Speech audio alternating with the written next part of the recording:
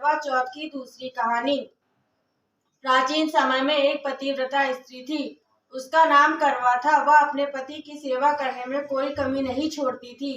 एक कार्तिक कृष्ण पक्ष की चतुर्थी के दिन उसका पति जब नदी में स्नान कर रहा था तो एक मगरमच्छ उसका पैर पकड़कर नदी में ले जाने लगा।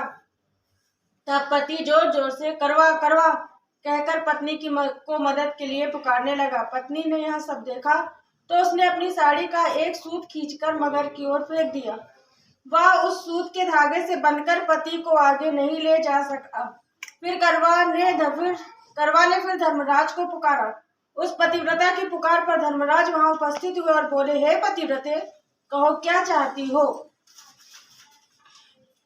करवा बोली, महाराज आप धर्मराज कहाते हो और यहाँ अधर्म हो रहा है। देखो मेरा पति नदी में स्नान कर रहा था तो इस मगरमच्छ ने उसे पकड़ लिया है। आप उसे मारकर मेरे पति को बचाएं। यमराज बोले, हे पुत्री, मगरमच्छ की आयु अभी मरने की नहीं हुई है, अब इसकी आयु शेष है, इसलिए मैं इसको मृत्यु नहीं दे सकता। करवा बोली, भगवान आप धर्मराज हैं, आपका धर्म दुष्टों को दंड देने का है, फिर आप ऐसा क्यों नहीं करते। धर्मराज उसकी बात सुनकर मौन थे। फिर करवा बोली, अब तो मैं ही मगरमच्छ को नदी सहित नष्ट कर देती हूँ।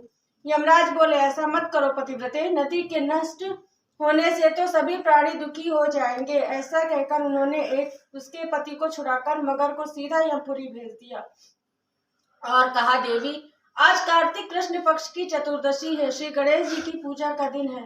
तुम्हारे करवा नाम से यह गणेश चतुर्थी प्रसिद्ध होगी।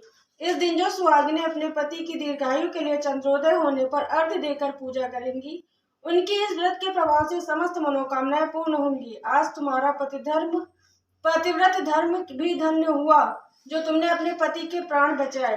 उसी समय से यह करवा चौथ व्रत पतिव्रताओं में प्रसिद्ध हुआ। हे चौथ माता, जैसा पुण्यफल पतिव्रता करवा को आपने अपनी कृपा से प्रदान किया, उसी तरह समस्त पतिव्रताओं को उनके करवा चौथ व्रत का फल प्रदान करें, उनके पतियों को दीर्घायु एवं सुख प्रदान करें।